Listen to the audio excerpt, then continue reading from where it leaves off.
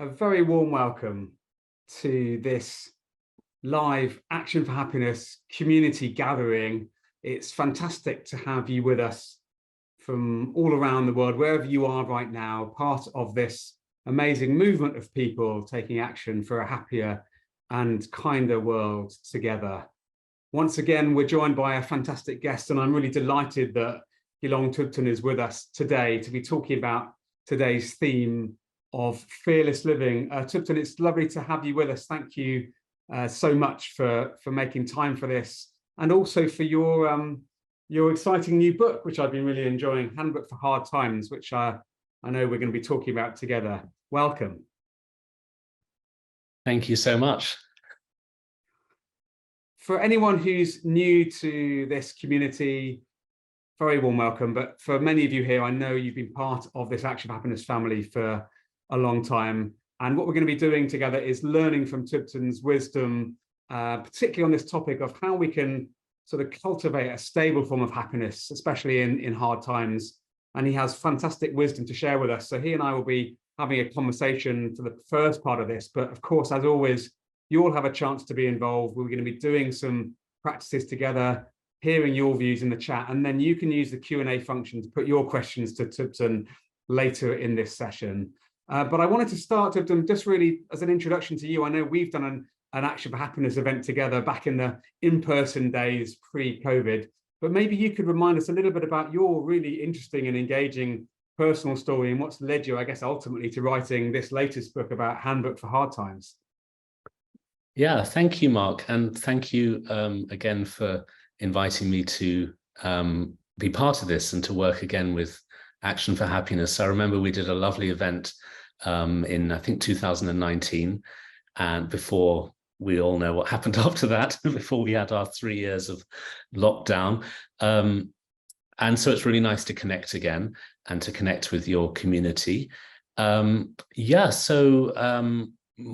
story is a little bit unusual in that I am a Buddhist monk, and I am based in the UK, and I've been a monk for 30 years now. I became a monk when I was really young, at age 21, and I became a monk not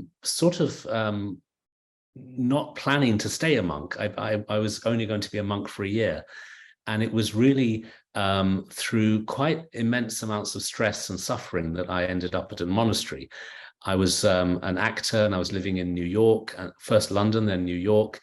And when I reached New York, I got into a very sort of excessive kind of party lifestyle. And on the one hand, it seemed like I was, having a great time and chasing my career and socializing and all of that. But on the other hand, I was very unhappy. I was experiencing quite a lot of anxiety and depression, and I was just kind of pushing it down and just getting on with things. But it all exploded. It exploded in a very extreme burnout, which really brought me to my knees. I was bedridden for a few months and couldn't do anything, and just everything had collapsed. The doctors said that my heart was in trouble, and I needed to really kind of learn to slow down and deal with stress and change my lifestyle. And that just all converged at the right time. And a very old school friend of mine told me that there's a monastery in Scotland, a Tibetan monastery in the borders of Scotland, believe it or not, where you can go to be a monk for 1 year. And I chose to go and do that. And I arrived at this monastery. It's called Samyeling. It's a very traditional, well-established Buddhist monastery in Scotland. And 4 days later, I was a monk, to the great surprise of all my friends back home. But to me, it felt like a retreat. I was going to go into this 1 year of retreat at a monastery, kind of get my head back together and then leave. But I didn't leave. I stayed. I decided at the end of my year to do a second year and then a third year. And then I thought, actually, this is something I want to pursue properly and fully. So eventually I took lifelong monk's vows. And this is my path. This is my life now. And it's become something that's very healthy for me, but also it's given me some really interesting tools through which I can communicate with others and try to help others. And when we last met, we were talking about your first book, I think it was, or the first one you wrote by yourself, about the Monk's Guide to Happiness. And as you say, that was just before the COVID times. And I gather that then, as well as COVID hitting, you, as a result, had some pretty hard times yourself, and I guess maybe had to put a lot of this stuff you've been learning into practice in a more challenging situation. Do you want to say a little bit about what happened there? Yeah, so after writing A Monk's Guide to Happiness, I thought, okay, well, the next book would be kind of looking at the other side of the coin, in a way, looking at unhappiness. My publishers kind of joked and said, well, are we going to call it A Monk's Guide to Misery? But it ended up being called Handbook for Hard Times. And I just wanted to further delve into this happiness question, but looking at it from maybe a deeper perspective than in the first book, where one starts to look at how one deals with one's unhappiness, and actually how working with pain and suffering and difficulties can be incredibly transformative, and is actually a doorway to a much deeper, richer, more sustainable happiness. So I had the idea to write this book, and I started writing it at the end of 2019. And then in March 2020, I got COVID right at the start of the pandemic, just before that first major lockdown. And I got it very badly. I was incredibly sick for about 6 weeks, very severe, and unable to go to hospital because I was in a very remote part of Scotland. It was very difficult. And that then led to long COVID. So I ended up actually for 2 years really quite non-functional, in that I was in bed a lot, and I had heart and lung problems as a result of the COVID. And so that kind of derailed the writing process. But looking back, that gave me quite a lot of research material within myself, in terms of, as you say, having to put these practices into practice and dealing with the pain and the uncertainty and all of that goes along with illness. I did write parts of the book in bed with long COVID, and then finally they found blood clots in my lungs and myocarditis, and they were able to treat those. And I started to feel better last year, and then really got into writing and managed to complete the book. And it came out recently. Well, I'm sorry to hear what you've been through, but I know that others in our community have also wrestled with health-related conditions and long COVID, and there'll be a lot of empathy for what you've dealt with there. Now, of course, a lot of what we're going to talk about in this conversation will link back to your practices of meditation and awareness, I guess. And maybe that will be a good place to start before we get into the detail. Maybe you could help us with a little introductory meditation to help us reconnect with ourselves. But I know that you have some interesting insights about maybe misconceptions we have about what meditation is. So before we do a practice, maybe you'd like to say a little bit about how we can approach meditation with a sort of helpful mindset. Thank you. That's a really, really excellent starting point and question, because I've had enormous good fortune to be able to discuss meditation with so many people around the world. One of my roles is to give classes, and I've worked with so many different types of groups. I mean, ranging from people in prisons and drug rehab centers to schools, and, really out in the community, giving meditation classes, and also hearing the kind of challenges that people go through. And that's given me quite a lot of kind of information about where people are at with their meditation journey and where they struggle. And also where my own struggle. I mean, in my book, I talk about how when I first sat down to meditate, I hated it. And it was a bit late because I'd already become a monk. So it was like, well, now you're reading the small print and it's too late to back out. The reason I hated it was because I found it an enormous struggle. I sat down to meditate and my mind is just full of thoughts and I don't know how to slow them down. And this is what I hear a lot from people. They say, oh, I tried meditation, but my mind was too busy, so I had to give up. And it really has become clear to me over the years that the major misconception people have around meditation is they use this phrase, clear the mind. They think it's about clearing the mind, as if you're supposed to kind of sit down and go blank and just kind of remove all your thoughts, feelings, emotions. I mean, what is that about? Because that's like stopping being human, isn't it? That's like just switching everything off and going into a blank space, A, it's impossible because the more you try and do it, the louder your thoughts shout. And B, it's kind of fruitless. What was the point of just going blank for 10 minutes? Then you have to carry on with your day.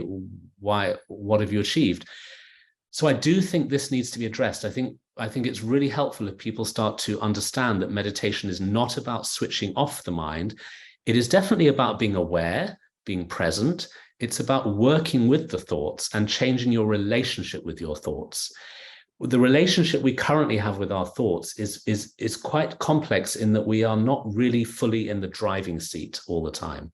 We're often driven by our thoughts and emotions, and that can take us down some very dark roads, if you see what I mean. And that's when we suffer, when we're sort of entrapped by negative thoughts and emotions. So of course, we definitely want to get into the driving seat, but that doesn't mean getting rid of the thoughts. It simply means learning how to be less controlled by them. And so the exercise of meditation often begins with, working with the breath, where you're breathing normally. You're not trying to do specialized breathing. You're just breathing, but you're focused on the breath.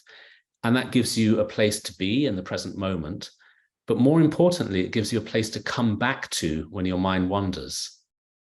And so there are Now, this is the bit that I found was a flip for me. Sorry to interrupt you, but my experience of this was, I didn't hate it when I first did it, but I just thought, wow, I'm really not very good at this. Like, I can't even count to 5 and stay with my breath because my brain's gone off to like my to-do list or something. And when somebody pointed out to me that as you were just saying, really, it's noticing that that's happened and then coming back to the breath, that instead of that being the problem, that's actually the whole point almost. That's like it's kind of almost like the bicep curl of your mind in a way. It's like you're in noticing that you've gone and bringing it back. That's not the problem. That's the technique you're teaching yourself. Is that right? Yeah, I would agree that it is a bit like exercise. It's like lifting weights at the gym. So you're meditating on the breathing, and then you realize your mind has wandered. It could be a while before you notice that your mind has gone somewhere else. That's the moment many people think, oh, I failed, I'm rubbish at this. No, you haven't failed. Actually, you've now got the chance to come back to the breath. Gently returning to the breath is what makes you strong, because every time you come back to the breath, you are developing that sense of authority over your own mind and that ability to let go and refocus.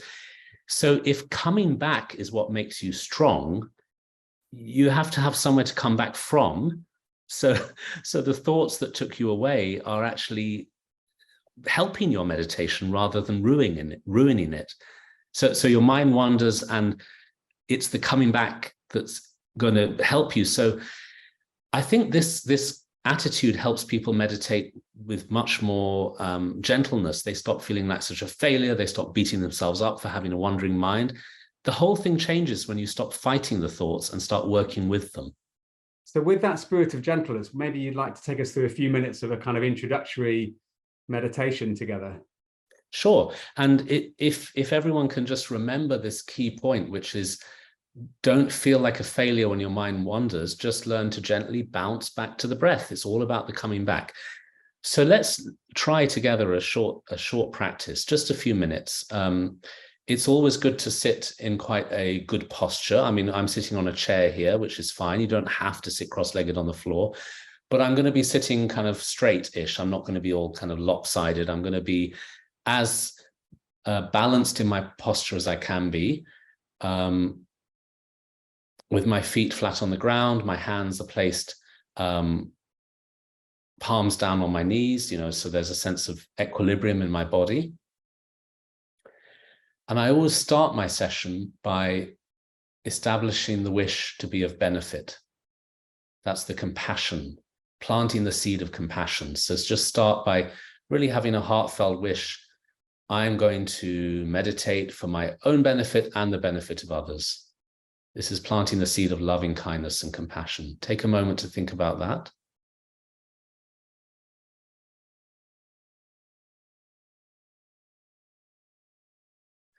And now just be aware of your body. Focus on the sense of contact between your body and the chair. Feel the chair under you. Get a sense of the weight of your body against the chair.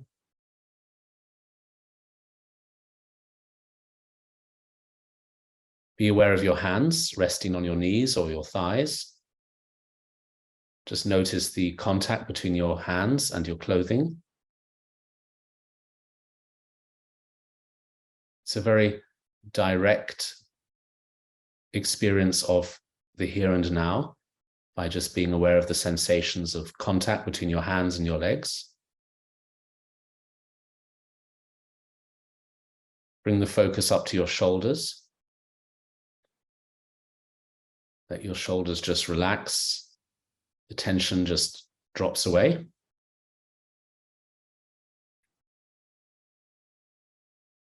Bring your focus to your breathing. Just let your breath be natural. You don't have to deepen it or change it. Just let your breathing do its thing. Breathe through your nose if it's comfortable. Otherwise, of course, breathe through your mouth. And just notice how your body moves with each breath. There's a movement in and out in your chest or your belly, your abdomen, wherever you feel the rising and falling of the body with the breath. Focus on that rhythm. And when your mind wanders, bring it back to that place of focus.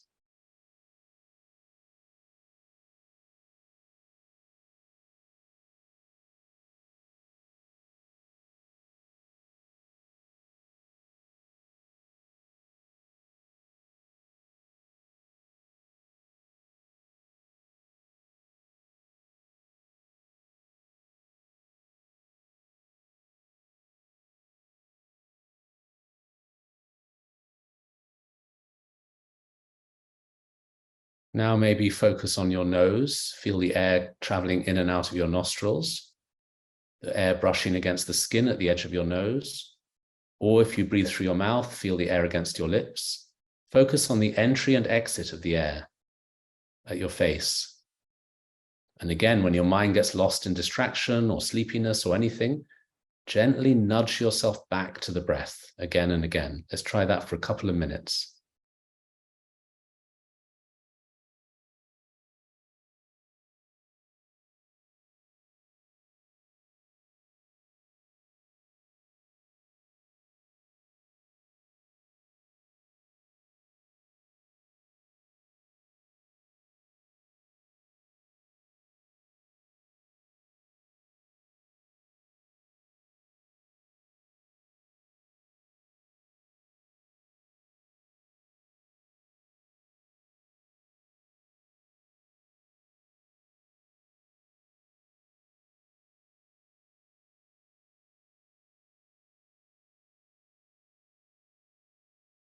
Okay, now focus on your body again.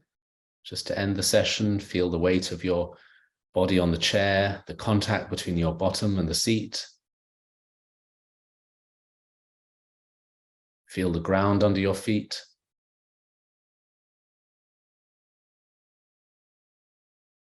And to end the session, another moment of loving kindness and compassion. Just end by making the wish or the promise that you're going to take better care of yourself through meditation and better care of the world around you, also through meditation. And stop there.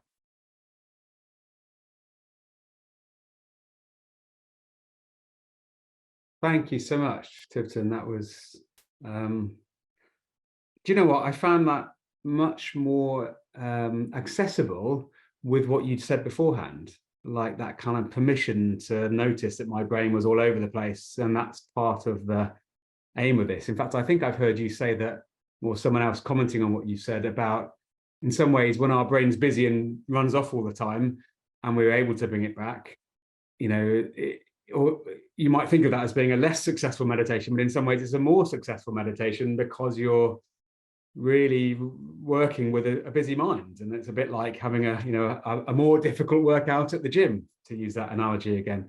I'm seeing a lot of appreciation in the chat as well. Thank you for that. So let's come on, I think, to the insights from this book, which really, I think, is grounded in what we've just done there, that experience of meditation. I know that a lot of, perhaps your whole approach to life starts from there, but it feels to me that one of the key insights here is about almost our inability to deal with difficult feelings. And like, as you look around us in modern life, it seems like whether it's with our phones or our food choices or our, Netflix viewing or whatever, that we're trying to kind of almost distract ourselves from just being with ourselves. Like, so much of our behavior is in some way a kind of keep busy, try not to let ourselves feel how we're really feeling. I mean, do you think that is the case? And if so, what are the implications of that? Yeah, I would agree. And so in the book, I talk about suffering, I talk about hard times. I mean, the Buddhist notion of suffering is something very obvious, but also something very subtle in terms of that kind of constant sense of dissatisfaction or dis-ease, unease that we carry within us. And the key point, first of all, is to understand how so much of that is relating to the way we handle our thoughts and emotions, our reactions, our feelings. And yeah, I would say that we find it very hard to accept and face up to and be with our misery, unhappiness, suffering, stress, etc. And we're sort of socially conditioned to keep running away from it. And more than ever now, we're living in a culture where we're constantly promised an idea of comfort and eternal happiness and everything to be convenient. And it's made us more vulnerable in that we find unhappiness more frightening and hard to deal with because we're so obsessed with being comfortable. And so maybe there's work we can do around developing a more fearless approach to things, which is why I called the book Handbook for Hard Times, but the subtitle is a monk's guide to fearless living. Rather than being frightened of suffering, can we sort of move towards it? I mean, that sounds pretty frightening at first. Why on earth would you want to move towards your pain?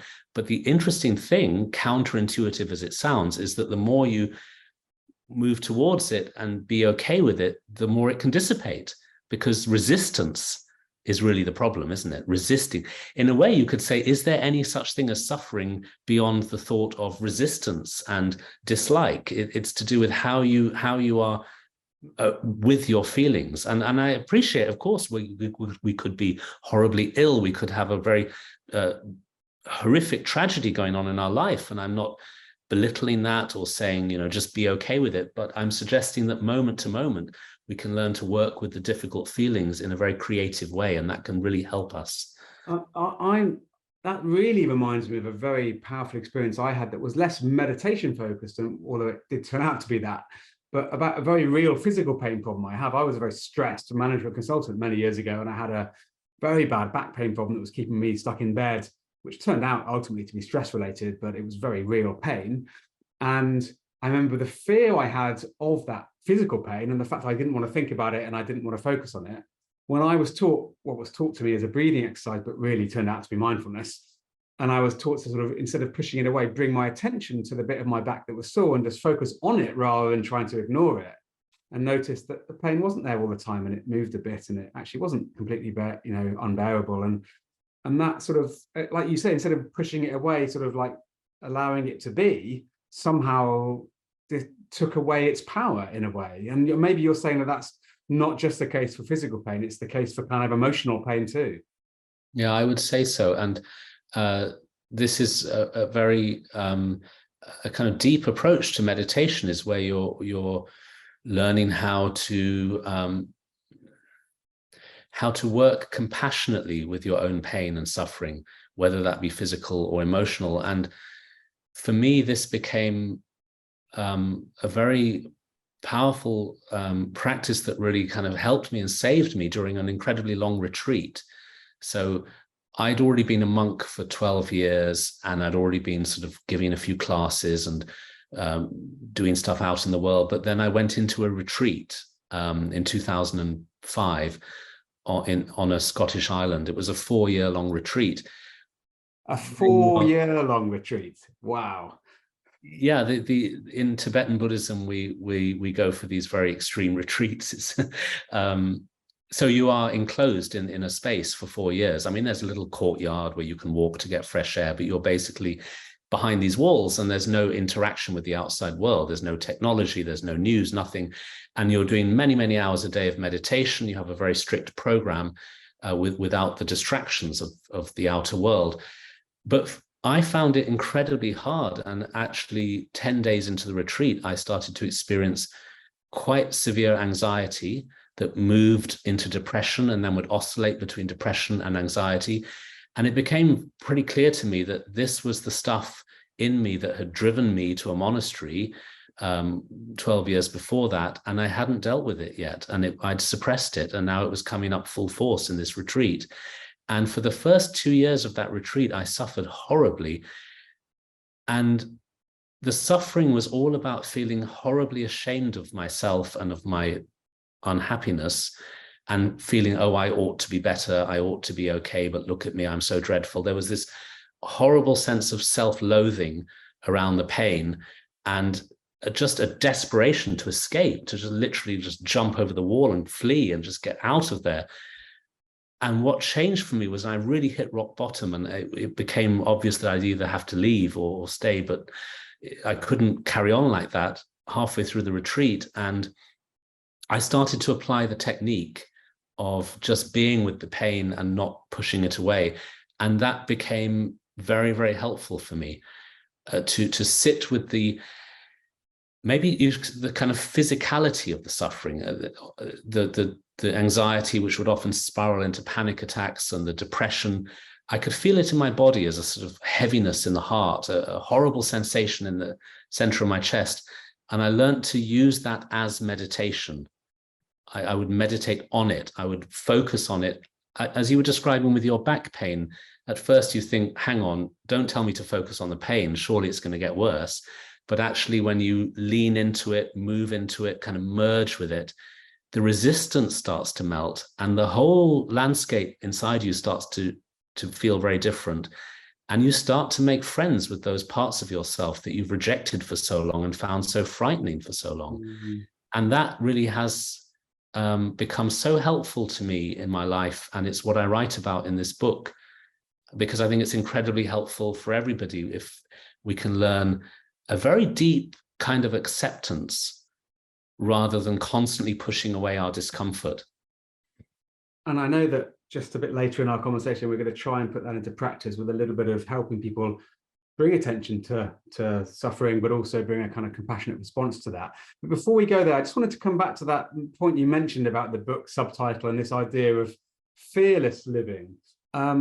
Maybe you'd like to say a little bit about this idea of fear. And I mean, I've heard you talking about, in some ways, when you get back to it, so much of our emotional responses to anything come back to a sort of underlying sense of fear, and maybe that we're in a culture that exacerbates that. Would you want to say a bit more about that? Yeah, I would say that we are in so many ways driven by fear. There's a very kind of deep, fundamental fear of not getting what we want or getting what we don't want, and that a fear of death, fear of change. These sort of subtle undercurrents of fear drive so much of what we do. And it's very important for us in meditation to learn to address that fear and learn to be okay with it and learn to transform it. But I would say that nowadays, culturally, we are bombarded with fear at a level we never have been before. And I noticed this actually strongly coming out of that 4-year retreat, because when I came out of the retreat in 2009, everybody had smartphones, and Facebook, Twitter, and all of that stuff had been launched during my retreat. So the whole digital world had really changed and sped up. Sorry, but that is just so crazy to think that, like, the iPhone didn't exist when you went in, and then when you came out, Facebook and the iPhone existed. That must have really been mind-blowing to come back to that. Yeah, it was quite a shock to the system, and the speed of things was quite shocking. But then also, and when I was writing this new book, I really started to think about fear and how, well, I wrote it during the pandemic as well, which was a time of very understandable fear for all of us. But I started to think about how much our relationship with information has changed, in that it now comes to us in such an invasive way through our phones and through whatever digital means we're using.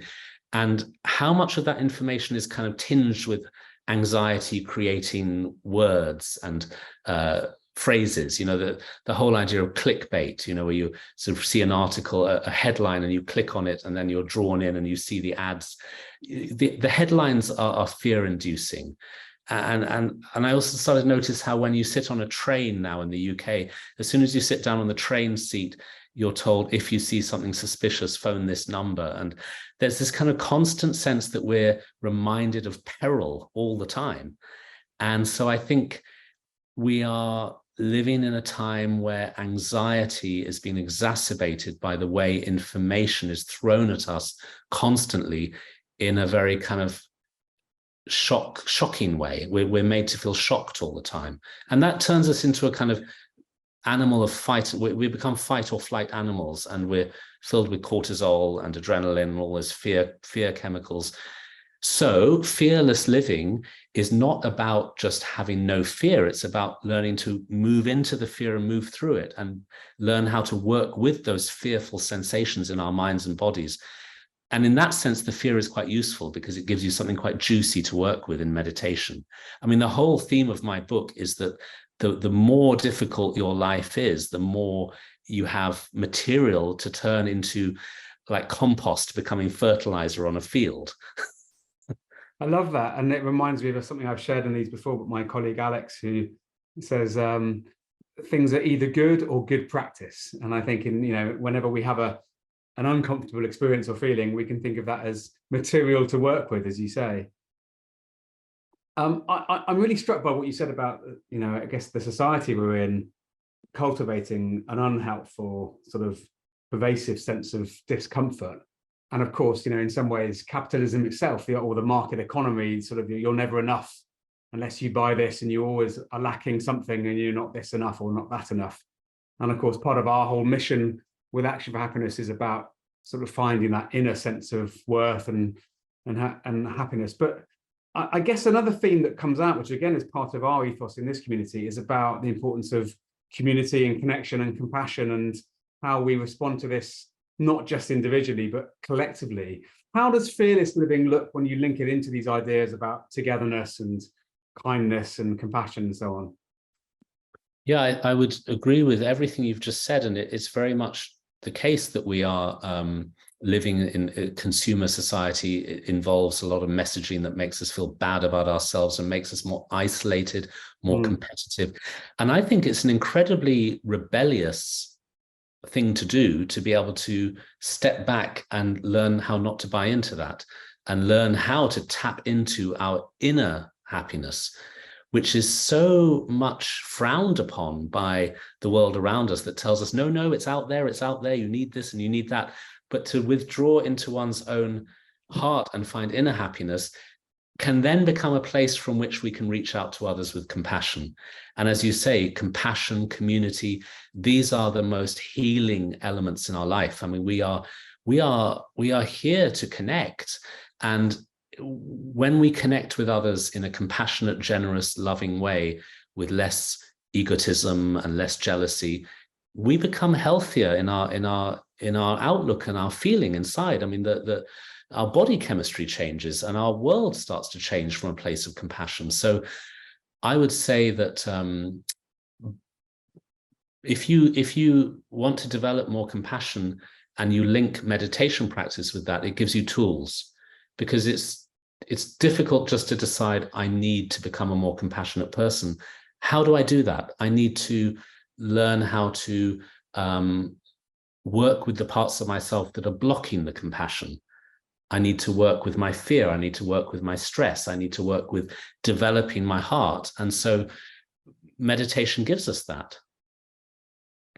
I really love this idea of a rebellious focus on our inner happiness, and that actually by being part of this community, people who are cultivating this sort of break from the kind of wider societal norms to focus on cultivating inner peace and outer compassion, that's a rebellious act. I think that's very inspiring, and I'm particularly glad that so many people are here with us today practicing this rebellion. So just to remind you all that in a moment we're going to have a chance to have your questions to Thubten. So please do use the Q&A function, add your own question, but as always, you can see other people's questions and vote on them, and we'll look at the questions that get most thumbs up. So please do vote on other questions you'd like to see answered.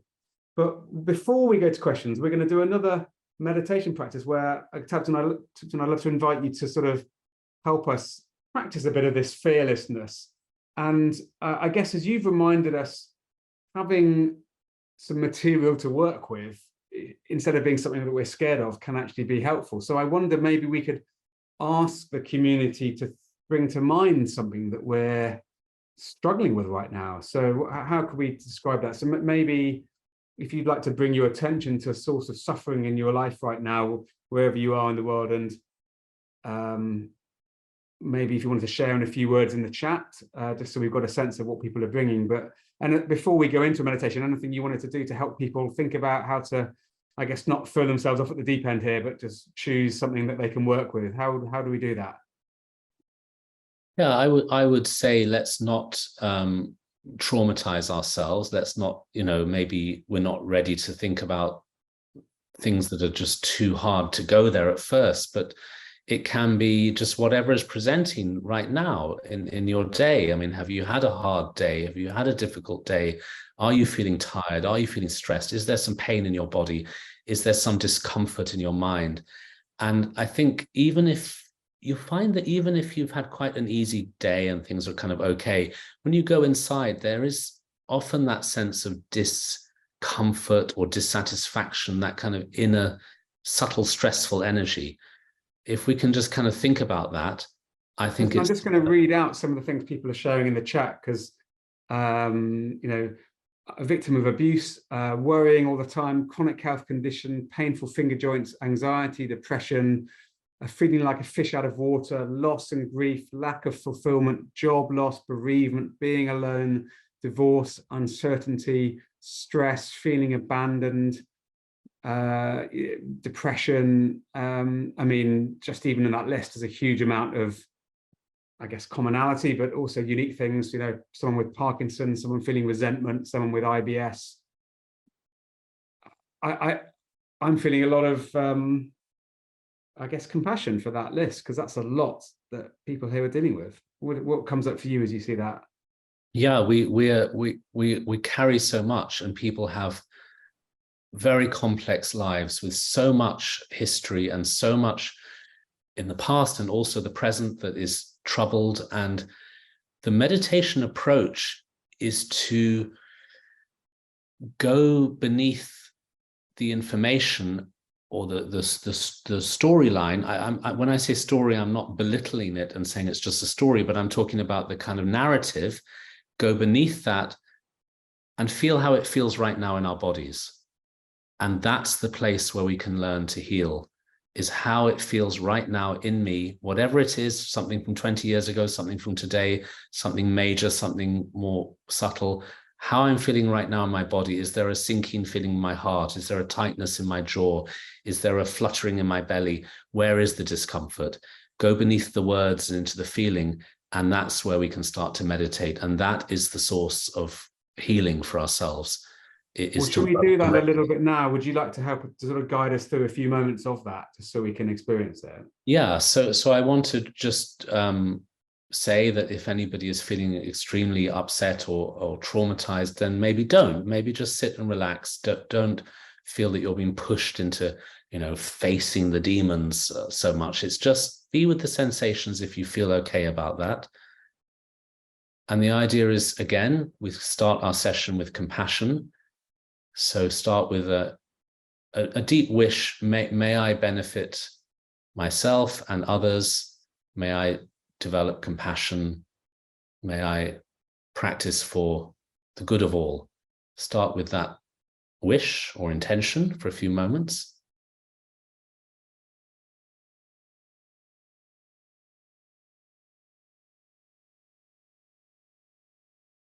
And then just sit as you are sitting and be aware of your body. Feel the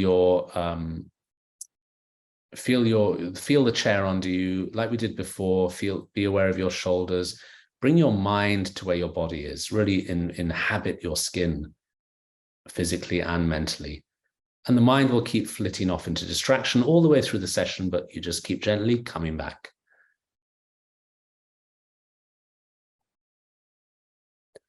And now if you feel you wish to, if you're okay with it, try to go within and feel where you feel a sense of unease. How does it feel physically? Locate the physical resonance of your emotional state. And it could be in the chest or the belly, or where is it? Just feel the sense of tension or the kind of subtle suffering or whatever it is. And now try to send loving kindness and compassion into that place. Just sit with that feeling and send it love. Internally bathe that feeling with a sense of kindness and compassion, as you would with a friend who was suffering. You would sit there and just be a loving partner or colleague to that friend. You would be there with them. Be there with your pain in that way. Unconditional kindness and friendship. If you feel ready, you can move towards the pain or the discomfort, moving past your resistance and just being with the feeling with a sense of loving awareness.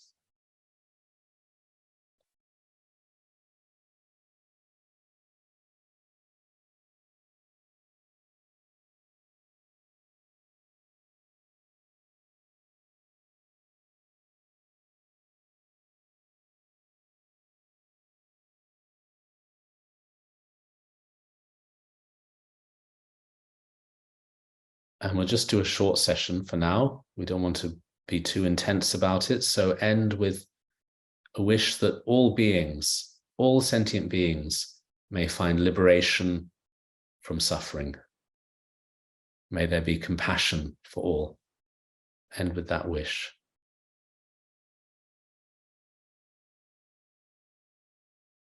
Okay, stop there.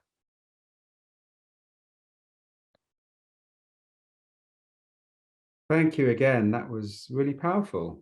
I definitely felt a very specific sort of part of my chest that was where I was holding that kind of sense of, what's the right word? Not feeling completely at peace, should we say? And then noticing that that was there, just bringing attention to it sort of helped alleviate it. So really wise. Now, there's lots of questions which I need to make time for. So Anna has asked, again, a quite popular question here, because I know a lot of people relate to this. I suffer with terrible anxiety every morning. What's the best way to deal with this? Well, meditation is a bit like fitness training. You know, if you go to the gym or go swimming regularly, you're going to improve your health physically. So it's the same with the mind. It's not a kind of quick fix where you can just apply something in that moment. But if you get into the habit of meditating every day, then your psychological landscape starts to change as a result of that. A little bit like doing physical exercise, you will naturally start to grow muscle or lose weight or whatever. So anxiety is something that is your thing at the moment, but it's not who you really are, because you can meditate and go use the part of your mind that is not anxious to do the meditation, and slowly it starts to change. Thank you. And a sort of related question from Kate, which I think I can really relate to. I worry that if I give in to feelings of anxiety, depression, I'll end up lying in bed unable to get out because I'll be overwhelmed. So part of the reason we push feelings away is just a kind of like a rational reason to carry on with the day. So how do we sort of give in without giving up, was the question Kate's ended with. I agree. And we protect ourselves so we can live our lives. And I think we could maybe start to understand that meditation is not where you're giving in, but it's where you are working with the pain. Because when you meditate on the suffering, there is that part of you that is doing the meditation, and that part is the loving part, the kind part of you, that is then healing the distress. So you're not just kind of sinking into it and going to bed forever. You're actually finding that part of you that can observe and be aware and resolve things. Yeah, it's a complete sort of reframing of how we think about difficult situations, isn't it? It's like it's almost like an opportunity rather than something to run away from. A popular question here from Sarah. People obviously keen to know a bit more about you, Thubten. What are the day-to-day activities of a monk, and do you ever miss the previous life? Well, my 30 years so far of being a monk has been very varied in that I spent quite a few years in the monastery all the time, where you're getting up early and doing prayers and meditation and studying Buddhist philosophy, and also working a bit in the monastery, you know, cleaning or cooking or whatever. And also I've had periods of retreat. I talked about the 4-year retreat. I've also done shorter retreats where you're really meditating all day in long sessions. And that's very, very intensive and very, very focused. And then I've had long periods of teaching and traveling and working. And right now I'm in a phase where I'm kind of doing a mixture. I'm running a meditation center. So that involves quite a lot of admin, it involves a lot of technical stuff. And then also I write books and I travel and teach, but also I'm taking care of my elderly mother. So that involves that kind of work and that kind of energy.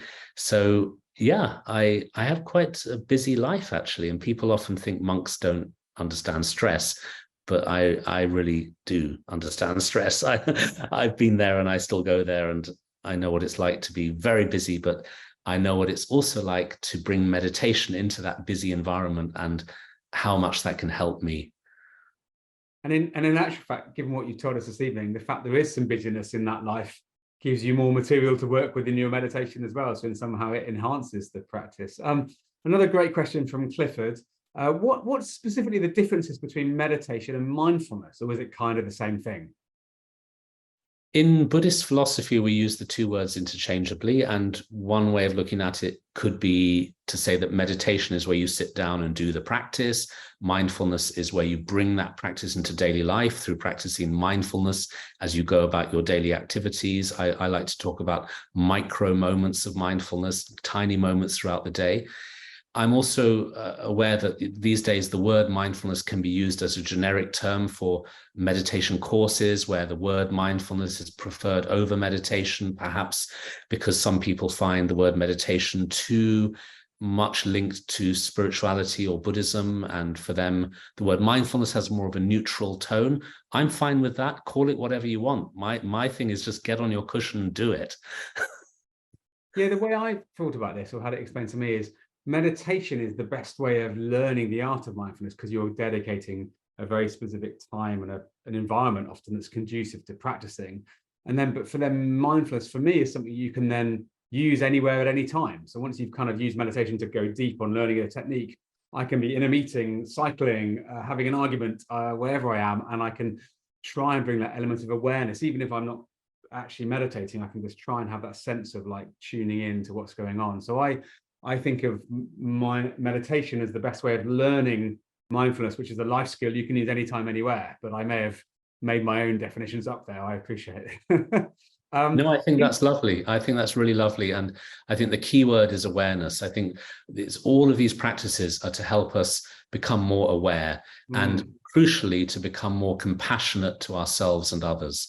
That's the key point. Otherwise, it's not just about a cold, hard focus. So you become sort of more precise in your actions. It's about connecting with your heart so that you can bring compassion into your life and into the lives of others. And what I found is gradually over time, for some years, I had this sense of like looking back on events and thinking, oh, with hindsight, I kind of saw what was going on there, and I wish I could have done it differently. And occasionally I start to have those moments of like in the moment going, gosh, I'm really angry right now. What's going on here? And oh, I'm really defensive right now. And it's sort of that ability to be in the moment while in the moment, rather than looking back on it with regret. It's taken years, and I'm sure you're more practiced at doing that than I have been with all those years of retreat. But it strikes me that it takes a lot of repeated effort to just be in the moment. And I agree with you that it's often after the fact that we see what's been going on. So I'll get upset, I'll get stressed, and then I'll catch myself. Oh, I've done that thing again. I've gone into my reactive mode. You kind of catch yourself afterwards. And I think the more meditation you do, the more you develop skills through which you can bounce back more quickly and be more self-reflective. But it doesn't stop you getting stressed or upset. I mean, maybe great meditators can do that, but I'm not a great meditator. I'm still learning. And I find it's more that you just become maybe less judgmental about yourself and more easygoing about your own faults and able to kind of just handle yourself with a bit more kindness. I think that's a great starting point. Interesting question here from Dr. Renee about accessibility, which is something we care deeply about with our community. And it's how do we make mindfulness more accessible, in this case, for people who might be deaf or sign language users, or how do we make it more accessible for autistic people who might struggle to be connected with their body and feelings in the moment?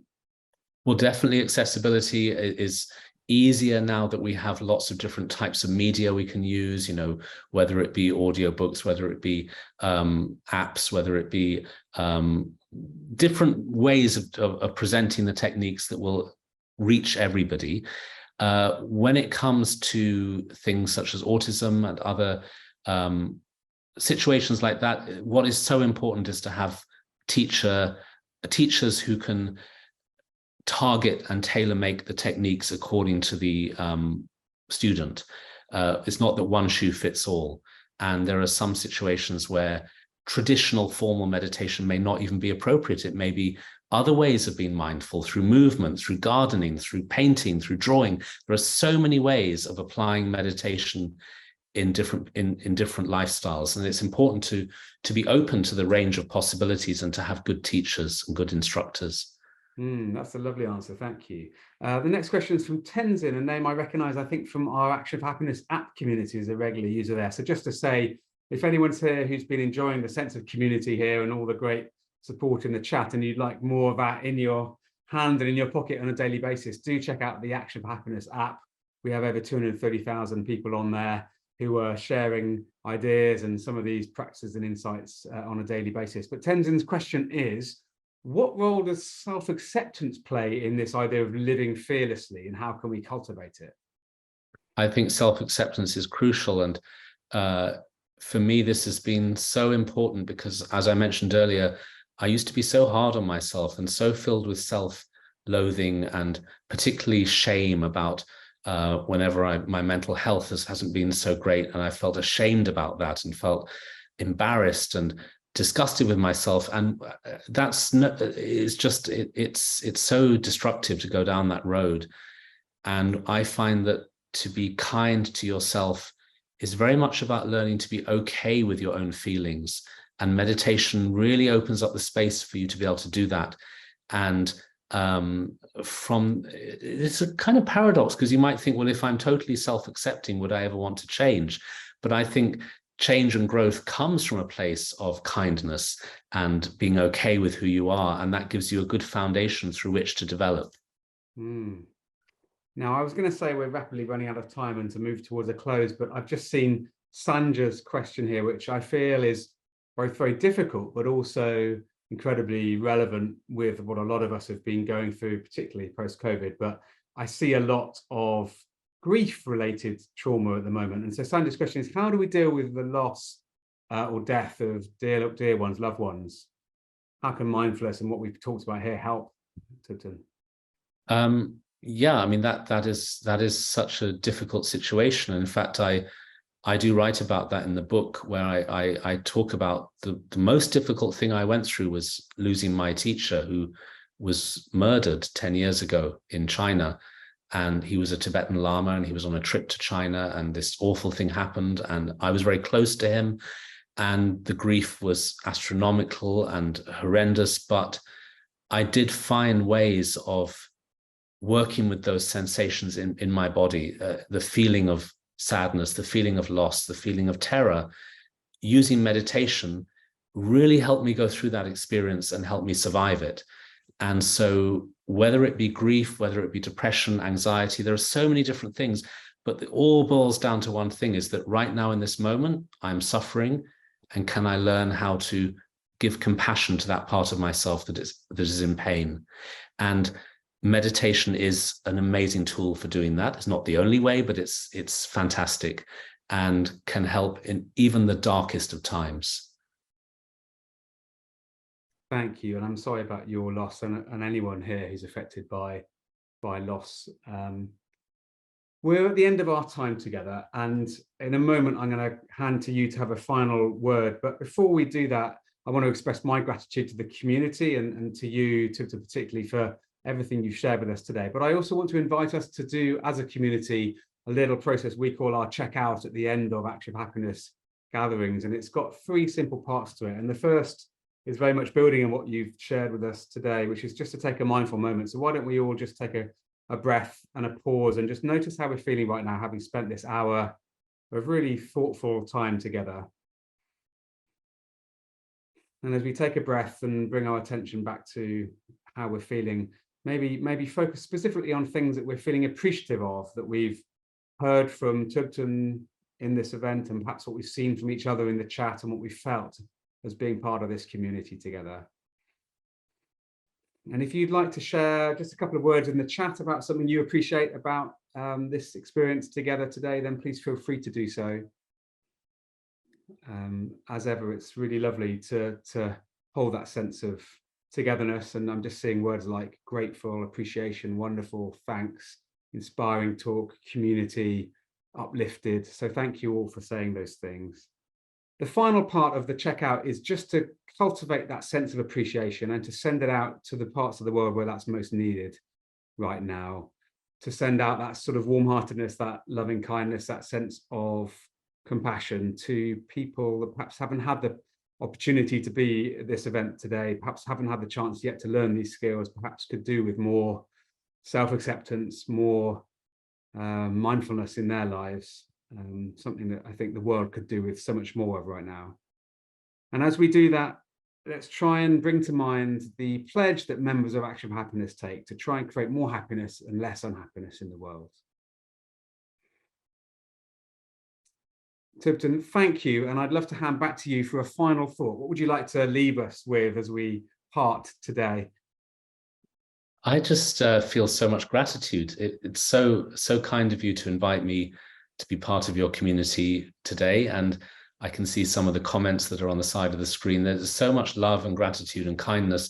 And I do think that that is what we need more and more in this world now, because we're living in times where we're so isolated. In one way, we're more connected than ever through the internet, obviously. And in another way, we're more disconnected and more isolated. So any efforts that, such as Action for Happiness or learning meditation, learning mindfulness, efforts like that that bring a sense of community and gratitude are absolutely what this world needs as a matter of survival. I think we will only survive as a human race and as a planet if we bring more kindness into this world.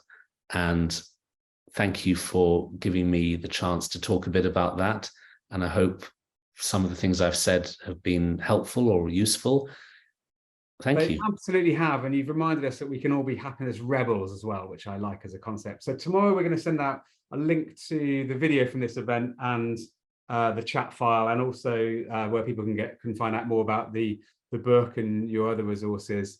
Thank you everyone for being part of this, for your fantastic questions, for your contributions and kindness in the chat, and particular thanks again to you, Thubten. Keep up the inspiring work and for helping us all be a little bit more tuned into our own sort of unhappiness so that we can cultivate more stable happiness and bring that to others. Thank you so much. Thank you. Thank you.